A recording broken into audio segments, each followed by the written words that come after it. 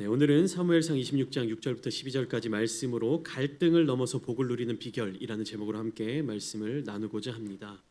이 갈등이라는 단어는요, 최근에 우리 사회, 우리의 삶의 자리 가운데 굉장히 많은 영향을 끼치고 있는 것 같습니다. 전 세계적으로 이 갈등이 없는 곳이 없는 것처럼 보입니다. 전쟁이 계속해서 일어나게 되고 있고요. 최근 뉴스를 보니까 어떻습니까? 이스라엘과 팔레스타인 지역에서 또 새로운 전쟁이 시작되었다고 합니다. 러시아와 우크라이나도 지금 수년째 계속된 전쟁으로 고통받고 있고요. 실제적인 전쟁이 아니라 정치적인 갈등, 정치적인 정쟁이라고 하죠. 그러한 문화도 지금 미국 가운데 굉장히 치열하게 나타나고 있다고 합니다. 이러한 갈등이 극심화되는 현상을 고도 갈등이라고 이야기를 합니다. 고도 갈등. 현재 미국 내에는 약 3,800만 명이 정치적 견해가 다르다는 이유로 친구나 부모 혹은 자녀와 대화조차 하지 않고 있는다고 합니다. 그러니까 고도 갈등이란 무엇이냐? 어떤 그런 갈등의 상황 때문에 일상적인 관계, 일상적인 삶의 행동, 일상적인 삶의 패턴들을 다 포기한다는 것이에요. 그러면 이러한 갈등이 심화되어 있는 이 사회 가운데 믿는 그리스도인들, 거룩한 성도들은 이러한 갈등의 현상들을 어떻게 해결해야 할까요? 우리는 오늘 말씀을 통하여서 갈등을 잘 해결했을 뿐만 아니라 이 갈등의 위기 가운데 그 위기를 넘어서서 역전의 발판으로 만든 성공한 인물이 있다는 사실을 발견합니다. 누구입니까? 다윗이죠. 우리는 이 다윗의 모습을 통하여서 오늘날 우리들의 신앙생활의 여정의 자리 가운데 하나의 지표로 삼고자 합니다. 다윗은 누구와 가장 깊은 갈등을 겪었느냐 하면요, 사울 왕과 깊은 갈등을 겪었습니다. 사울은 다윗의 신분에 있어서 왕이니까 주인이기도 하죠. 주군이기도 하면서 동시에 가족 관계로서는 장인이기도 했습니다.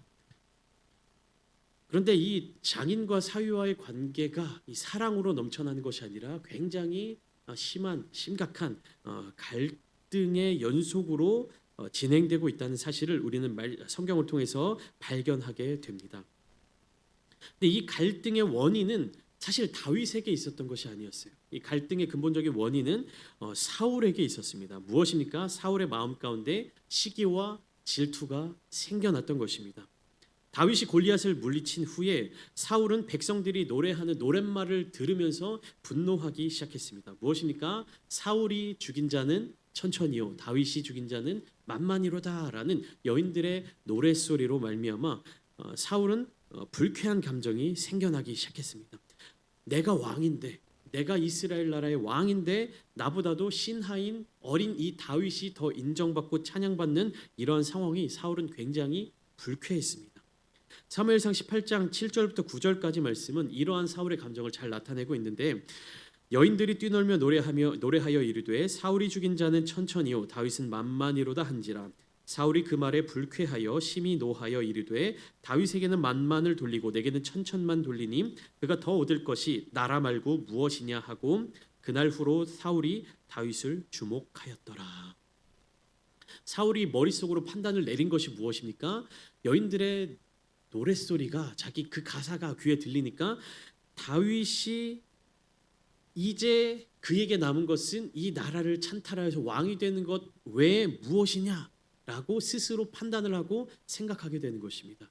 다윗에게 실제로 그러한 목표가 있었는지, 다윗에게 그런 감정이 있었는지, 다윗이 그런 계획을 갖고 있었는지는 상관없이 사울의 마음속에 나타나게 된 그 감정이 무엇입니까? 다윗이 왕위를 빼앗을 것이다 라는 판단을 내려버린 것입니다. 여러분, 우리는 이러한 감정의 요소, 요동함으로 말미암아, 어떤 감정적인 요소로 말미암아 실제로 일어나지 않은 일, 그리고 실제로 일어나지 않을 일에 대해서 판단을 내리는 실수를 자주 범하게 됩니다. 내가 생각하니까 이런 흐름으로 가게 되면 반드시 이러한 결과가 나타나게 될 거야 라는 생각을 우리는 머릿속으로 하면서 살아갈 때가 너무나도 많이 있습니다. 근데 실제로는 어떻습니까? 나의 생각과 나의 판단이 맞을 때도 있지만 솔직히 말하면 틀릴 때가 더 많지 않습니까? 내가 상대방의 감정을 어떻게 다 압니까? 내가 상대방의 마음을 어떻게 다 압니까? 그런데 우리는요, 상대방의 마음과 감정을 다 아는 것처럼 움직입니다. 상대방의 마음을 다 아는 것처럼 판단하고 행동합니다. 그러니까 상대방이 나에게 표현한 것 이상으로 나는 상대방에 대해서 판단을 내리고 결정을 내리고 그 사람에 대해서 분석하고 내가 그 사람을 다 안다라는 그 마음을 가지고 그 사람을 대하고 움직이기 마련입니다. 그럴 때 우리는 실수하게 됩니다. 상대방이 나에게 가지고 있는 진심은 그게 아닌데 내가 잘못 판단하고 내가 더 나서서 생각하고 내가 오해하게 되고 이런 과정은요 사람 간의 관계 가운데 갈등을 더 심화시키는 아주 중요한 요소가 된다라는 것입니다. 사울은 여인들의 이 노랫소리를 들은 이후로부터 어떤 감정이 생겼습니까? 다윗이 나의 왕위를 빼앗을 것이다. 그렇기에 다윗을 미워하는 감정이 생기고 그 감정이 극한으로 치닫게 되면서 다윗을 죽이고자 하는 그러한 자세까지 갖게 되었다라는 것입니다. 미워하는 마음이 생기니까 사울의 심정 가운데 어떠한 현상이 생겨나게 되느냐? 악령이 그 마음에 들어오게 되었다는 것이. 어떨 때? 미워하게 될 때. 그래서 자신을 위해서 수금을 연주하고 찬양을 하던 그 다윗을 향하여서 창을 던져서 죽이려고 하는 그러한 모습까지 보였다라는 것입니다. 두 번이나 창을 던졌다라는 것은 사울에게 다윗을 죽이고자 하는 명백한 살해 의도가 있었다라는 것을 증명했던 것입니다. 사울은 골리앗을 쓰러뜨린 자에게 자기의 나의 사위로 삼겠다, 나의 딸을 주겠다라고 약속을 했습니다. 그러나 다윗을 향한 이러한 질투와 미움의 감정 때문에 그 약속을 지키지 않았어요. 사울의 자기의 첫째 딸을 다윗에게 주지 않고 아드리엘이라는 사람, 다른 사람에게 시집을 보냈습니다. 다윗조차 내가 어떤 사람이기에 왕의 사유가 되겠습니까라고 정중히 거절하는 그런 모습도 나타났습니다. 상황은 그러했지만 다윗은 굉장히 매력적인 사람이었던 것 같습니다. 사울의 둘째 딸 미갈이 다윗을 사랑하고 있다라는 소식이 사울의 귀에까지 들어가게 되었죠. 자기의 딸이 다윗을 사랑하게 되었다라는 이 소식을 들은 사울은요, 이 상황을 이용하기 위하여서 다윗에게 이러한 제안을 전합니다. 사무엘상 18장 25절 말씀에 사울이 다윗에게 이러한 말을 전하도록 하는데, 보시면 사울이 이르되 너희는 다윗에게 이같이 말하기를 왕이 아무것도 원하지 아니하고 다만 왕의 원수의 보복으로 블레셋 사람들의 포피 100개를 원하신다 하라 하였으니 이는 사울의 생각에 다윗을 블레셋 사람들의 손에 죽게 하리라 함이라. 무엇입니까? 너를 내 사위로 삼을 건데 너도 왕의 사위가 되는 것이 부담스럽지. 그러니까 너의 자격을 증명하기 위해서 블레셋 사람들의 포피 100개를 나에게 가져와라. 이 말은 무엇이냐면 결국 블레셋 사람 100명의 목숨을 빼앗아 오라는 이야기죠. 결코 쉽게 얻을 수 있는 것이 아니었습니다. 그럼에도 불구하고 사울이 다윗에게 이를 요구한 것은 블레셋 사람들의 손에 다윗이 죽었으면 좋겠다라는 속셈이 담겨져 있었던 것이죠. 그러나 사울의 마음과는 다르게 다윗은 블레셋 사람들과 싸워 죽지 않았습니다. 오히려 어떻게 됐죠? 승리하였고 포피 100개가 아닌 200개를 가지고 왔습니다. 이 모습을 본 사울은요, 하나님께서 다윗과 함께 계심을 깨닫게 되었다라고 성경이 이야기합니다. 그리고 더욱 다윗을 두려워하게 되었습니다. 하나님이 다윗과 함께 하심을 깨달았는데 사울의 행동은 어떤 것으로 연결되냐면 성경은 이렇게 기록합니다. 사울이 평생에 다윗의 대적이 되었다. 여러분, 이것이 얼마나 안타까운 일입니까? 자기 부하로서 최고의 실력을 가지고 있고 변하지 않는 충성심을 가지고 있는 다윗, 그리고 그 다윗에게 하나님이 함께 계신다라는 사실을 깨달은 사울이 다윗을 자기 사람으로 품어주는 것이 아니라 다윗과 더 깊은 교제를 나누고 다윗과 더 깊은 관계를 맺는 것을 선택하는 것이 아니라 무엇을 선택하였습니까? 평생에 다윗의 대적이 되었다라고 성경은 기록하고 있는 것이에요. 여러분, 하나님이 함께 계신 사람과 평생 대적이 되는 것이 얼마나 고통스러운 일이겠습니까? 그런데 사울은요, 스스로 다윗을 대적으로 삼았습니다. 왜 그렇습니까? 그 마음 가운데 갈등이 해결되지 않았기 때문에, 그 마음 가운데 그 미움을 해결하지 못했기 때문에. 우리말에 그런 말이 있죠. 미움 받는 것보다 미워하는 사람이 더 힘들다, 더 고통스럽다. 사울의 상황이 딱 이와 같은 상황이었습니다. 미움을 받는 사람은요 구체적인 이유를 알지 못합니다. 구체적으로 그 감정에 휘둘리지 않습니다. 그러나 미워하는 사람은요 그 이유와 상황이 구구절절 구체적이고 시간이 흐르면 흐를수록 그 사람을 미워하는 이유는 점점점 덧붙여지게 됩니다. 그러니까 미움을 받는 사람은요 누가 나를 미워하나 보다 혹은 미워하는 것을 느끼지 못할 때도 있고 누가 나를 미워할 때 왜 미워하지? 라는 그 한 가지 고민만을 하게 되는데 미워하는 그 사람은 어떻습니까? 저 사람 저게 마음에 안 들어. 저 사람 저게 싫어. 저 사람 나한테 저걸 불편하게 해. 라는 구체적인 상황이 더해지면서 그 미움의 고통 가운데로 스스로 빠져들어갈 수밖에 없다라는 것입니다.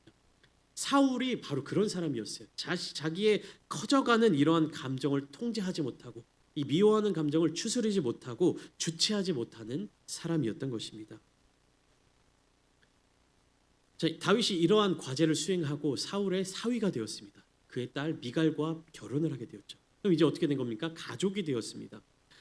다윗이 미갈과 결혼했음에도 불구하고 사울 왕의 이러한 마음은 변하지 않았습니다. 오히려 다윗을 죽이려는 그 마음이 점점 더 강해졌다라고 성경은 기록하고 있습니다. 사울은 이제 다윗을 죽이려고까지 했어요. 이에 대해서 다윗은 사울을 피해서 도망칠 수밖에 없었습니다. 결혼을 했지만 자기 부인인 미갈을 남겨놓고 그 집을 떠나 사무엘이 있는 라마로 도망할 수밖에 없었습니다. 사울이 이처럼 행동한 이유는 무엇이었습니까? 사울은 이 고도 갈등에 빠져버린 것입니다. 이 극심한 갈등에 빠진 사람은요 모든 것을 선과 악으로 판단하게 되는 것입니다. 모든 그 사람에게 있어서는 모든 현상들이 다 좋은 것, 나쁜 것, 선한 것, 악한 것으로 이 이분법적으로 구분될 수밖에 없다라는 것이죠. 그런데 중요한 문제가 여기 있습니다. 무엇이냐? 그 이분법적인 기준, 선과 악을 나누는 그 판단의 기준이 누구에게 있다? 나에게 있다. 내가 생각할 때 내 기준에 선한 것, 내 기준에 악한 것으로 극단적으로 나뉘어 버린다라는 것이. 그렇기 때문에 사울은요 다윗이 하나님 보시기에 아무리 선한 사람이라 할지라도 자기 기준에는 다윗이 악한 사람으로 여겨지는 것입니다. 아무리 하나님 보시기에 하나님 마음에 합한 사람이라 할지라도 사울 자기가 볼 때는 미워할 만한 사람이었던 것이에요. 자기를 죽이게 될 사람, 배반할 사람으로 여기게 되었던 것입니다. 사울의 이러한 심각한 갈등으로 인해서 다윗은요 피해를 볼 수밖에 없는 상황, 자기 인생의 가장 중요한 시기를요 도망자로 살아갈 수밖에 없었습니다. 다윗은 계속해서 사울의 군대를 피해 도망 다녀야만 했고 사울 왕은 계속해서 그런 다윗을 죽이기 위해서 추격하는 그런 시간들을 보냈습니다.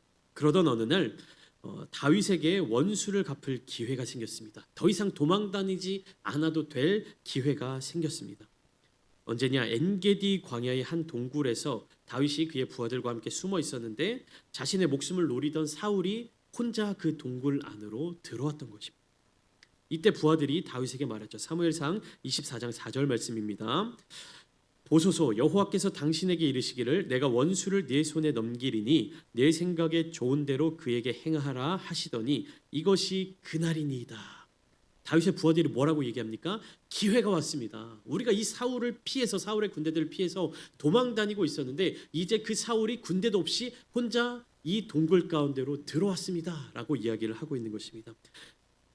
부하들이 말하는 이 사무엘상 24장 4절의 말씀은 무엇이냐? 지금 사울을 죽이는 것이 하나님의 뜻이다. 하나님이 사울을 다윗 당신의 손에 넘겨주신 것이다 라고 이야기를 하고 있는 것입니다. 하지만 다윗은 사울을 죽이지 않았습니다.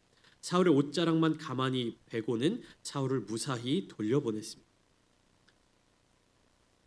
이쯤 되면 다윗의 충성심을 알아줄 만도 한데 사울은 다윗을 죽이려는 그 시도를 멈추지 못했습니다.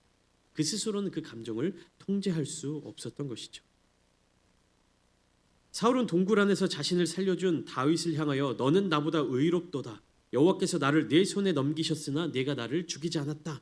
나는 내가 반드시 왕이 될 것을 알고 있다 라고 말했지만 이런 마음마저도 오래가지 못했습니다. 여러분 우리가 우리 마음 가운데 누군가를 미워하는 마음이 계속해서 싹트고 있을 때 그리고 그 미워하는 마음이 점점점 커져갈 때 저와 여러분들의 선택은 무엇입니까? 저와 여러분들은 그 마음을 어떻게 통제하고자 합니까?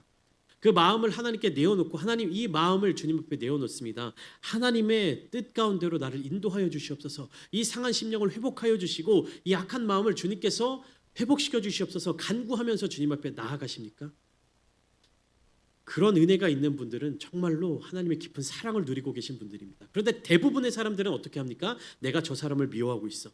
그러면요, 그 사람이 미움받을 만한 사람이다라는 그런 어떠한 이유들을 찾아내기 시작합니다. 내가 그 사람을 미워하는 이 모습이 잘못됐다라고 생각하는 것이 아니라 저 사람이 미움받을 만한 사람이다라는 이유들을 찾아다니기 시작한다는 것입니다. 여러분, 이유가 무엇이든 간에요, 우리는요 다른 사람을 미워해서는 안 됩니다. 우리가 미워해야 될 것은요 악한 일입니다. 사탄 마귀의 역사입니다. 그것을 미워해야 되는 것이지 다른 사람들을 미워해서는 안 되는 것이.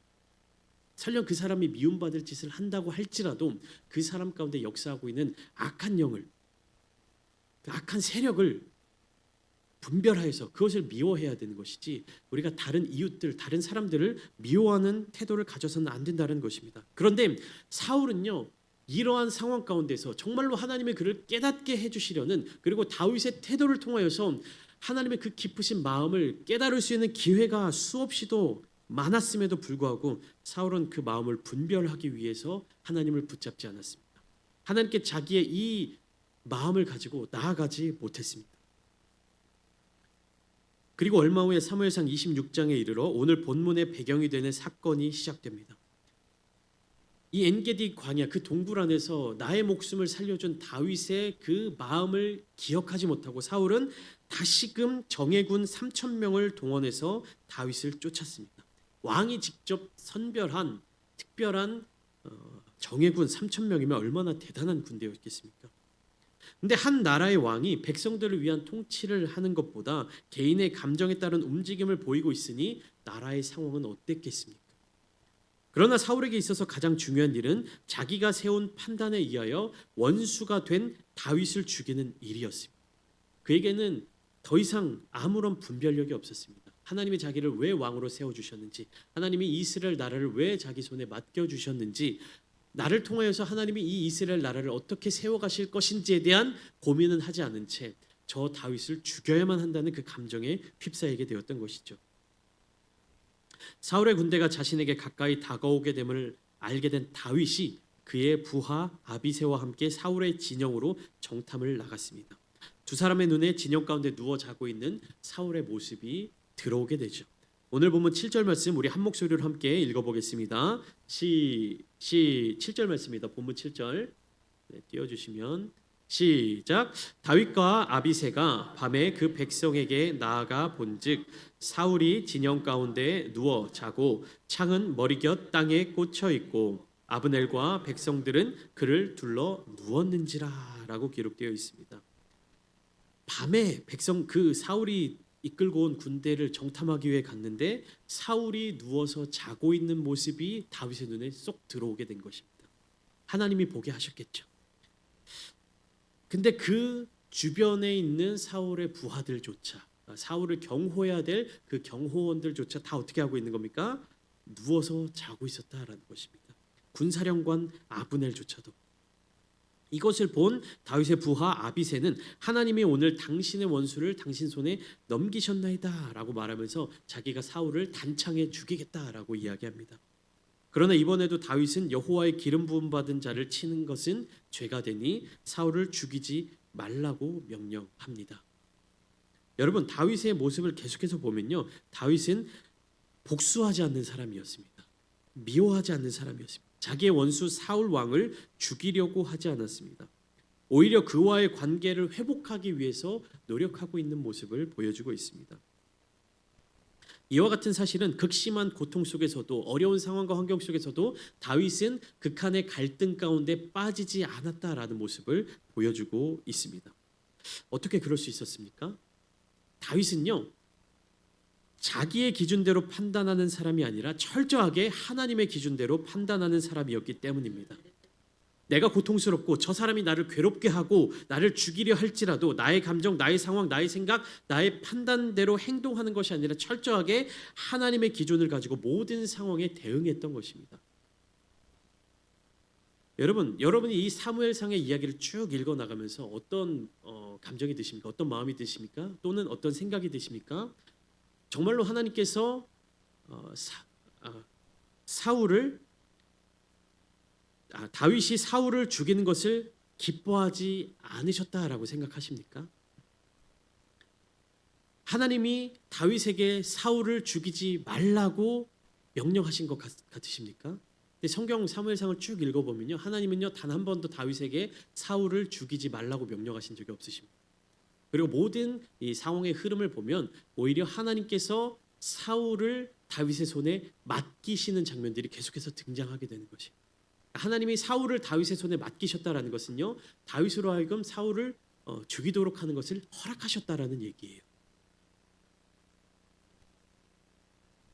그리고 다윗 또한 그 사실을 알고 있었다는 것을 우리는 이 말씀을 통해서 알 수 있습니다. 수많은 상황이 어떻습니까? 다윗의 부하들이 이 모습들을 보면서 하나님께서 당신의 원수를 당신의 손에 맡겨주셨습니다 라는 것을 알고 있었고, 사울도 그 사실을 알고 있었습니다. 엔게디 동굴에서 다윗이 자기를 살려주셨을 때 하나님이 나를 너의 손에 넘기셨으나 네가 나를 살렸다라고 사울조차도 그렇게 고백하고 있습니다.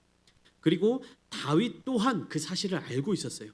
사무엘상 26장 23절에 이렇게 기록되어 있습니다. 23절과 24절을 이어서 함께 읽어보겠습니다. 시작.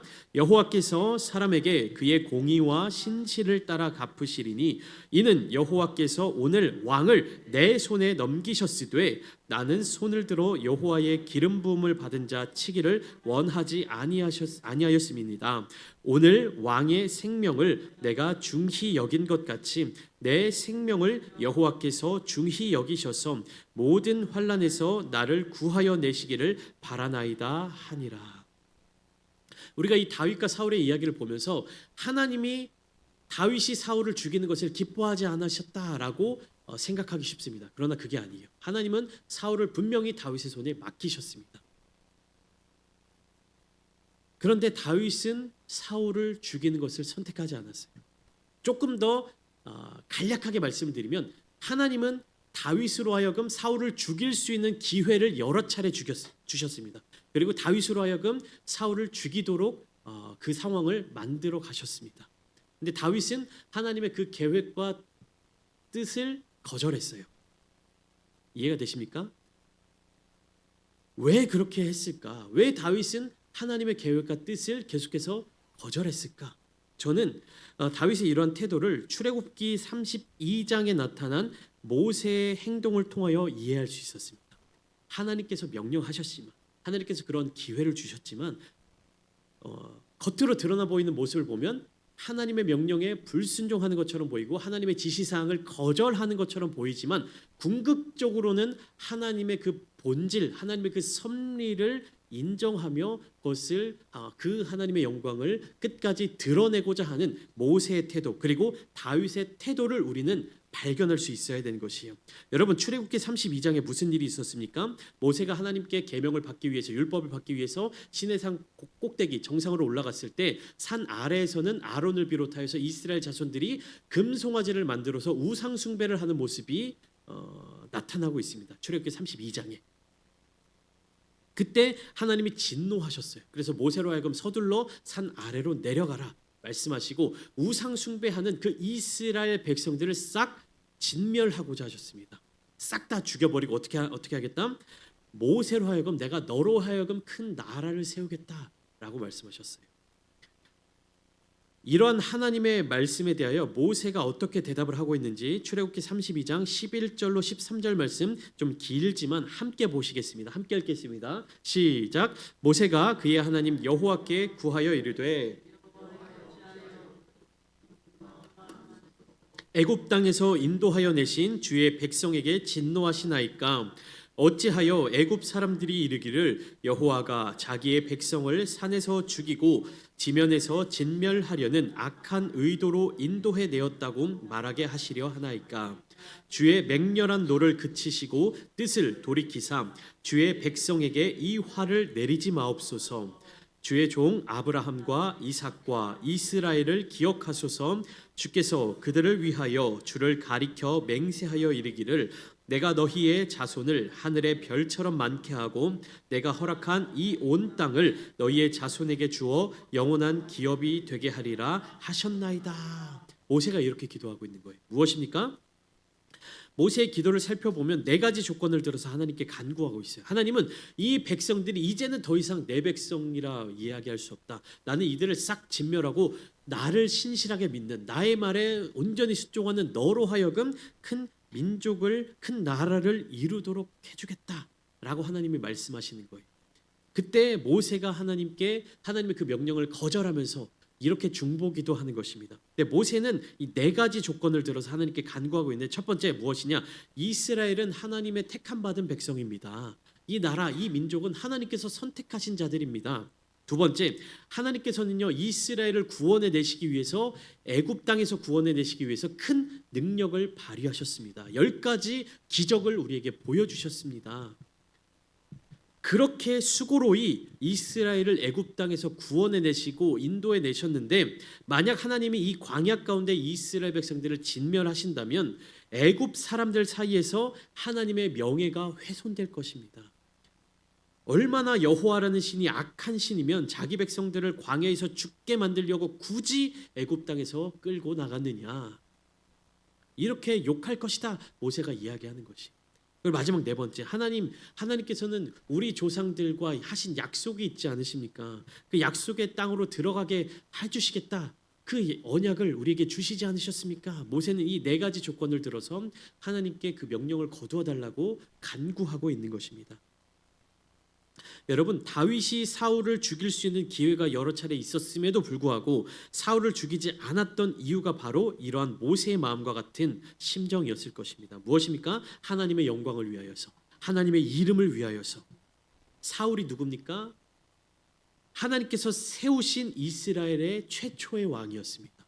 하나님께서 선택하신 사람이었습니다. 그래서 다윗은 이러한 사울을 죽게 만드는 것은 사울을 세우신 하나님의 영광과 그 위엄을 가리는 일이라고 판단한 것이에요. 아무리 이 사울이 잘못된 선택을 하고 나를 괴롭게 한다 할지라도 이 사울을 회복하고 이 사울이 회개하여 하나님께로 돌이키게 만드는 일을 해야만 한다라고 다윗은 생각했던 것입니다. 하나님이 이 사울을 죽일 수 있는 기회를 주셨다 할지라도, 사울을 그의 손에 넘겨주셨다 할지라도 다윗은요 하나님의 영광을 위하여서, 하나님이 세우신 이 왕을 나는 죽일 수 없다. 이 말이 결국 무엇이냐? 내가 죽일 수 없다라는 것이 아니라 하나님이 세우신 왕을 죽도록 내버려 둘 수 없다라는 얘기입니다. 여러분, 이 말씀을 우리가 잘 이해해야 됩니다. 이전에 어떤 말씀을 이해하는 우리의 지식으로는요, 하나님이 세우신 왕을 나의 손으로 죽이는 것이 나는 껄끄럽다, 나는 하나님이 세우신 이 왕을 내가 죽일 수 없다라고 이해했습니다.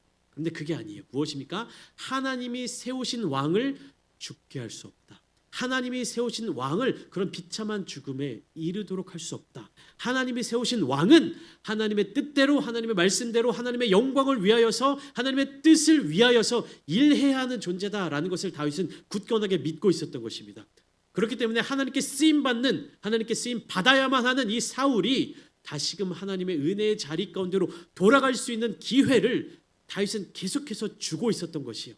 내가 이 자리 가운데서 사울을 죽여버리면 이 왕이 하나님께로 회개하고 돌아갈 기회를 내가 박탈하는 것이다. 하나님께 다시금 쓰임받는 자리로 돌아가는 것을 내가 방해하는 것이다. 나는 그 일을 할 수 없다. 이 왕이 다시금 하나님께로 돌이킬 수 있도록, 다시금 하나님께로 회복될 수 있도록, 다시금 하나님께 쓰임받을 수 있도록 나는 이 사람을 죽이지 않겠다라는 그 결단이 다윗의 마음 가운데 있었다라는 것입니다. 자신의 극심한 고통 가운데에서도 다윗은요 이 고도 갈등의 유혹에 빠지지 않았던 것입니다. 오히려 사울을 위해서 기도하고 그의 생명을 보호하기 위해서 애를 썼습니다. 하나님은 이러한 다윗을 보시며 성경 속에서 유일하게 내 마음에 합한 사람이다라고 선포하셨던 것이에요. 그리고 다윗에게 더 큰 복을 허락하셨습니다. 여러분, 다윗이 위대한 이유는요 단순히 그가 사울을 살인하지 않은, 살인죄를 범하지 않은 사람이라는 것에 담겨져 있지 않습니다. 하나님이 허락하신 살인이에요. 하나님이 허락하신 그 벌입니다. 그러나 다윗은요 자기에게 주어진 어떠한 그런 은혜보다도 더 크신 하나님의 계획을 깨달은 자였습니다. 사울을 죽이는 것으로 인해서 하나님의 영광에 하나님의 영광이 가리워지는 것을 택하지 않은 사람이었어요. 끝까지 사울을 위해서 기도하고 끝까지 사울이 하나님께 회개하고 돌이키도록 기다렸던 사람이었습니다. 다윗은 자기 인생의 큰 고통을 멈출 수 있는 기회가 왔음에도 불구하고 가장 먼저 하나님의 마음을 생각했고 그리고 기꺼이 자신에게 주어진 그 고통을 감당해냈던 사람입니다. 여러분, 다윗의 이러한 모습을 우리는 예수 그리스도를 통하여 다시금 발견하게 됩니다. 아버지요, 만일 아버지의 뜻이거든 이 잔을 내게서 옮기시옵소서. 그러나 내 원대로 마시옵고 아버지의 원대로 하옵소서. 주님의 이 기도를 우리는 기억하며 나아가기를 소망합니다. 하나님의 뜻대로 온전히 십자가를 감당해 내셨던 그 주님의 모습대로 그 주님의 모습처럼 오늘 이 시간 우리 모두 그리스도인이라는 이름에 부끄럽지 않도록 우리에게 주어진 삶의 모든 순간마다 하나님을 기쁘시게 해드리며 하나님의 마음에 합한 삶을 살아내시기를 예수님의 이름으로 축원합니다.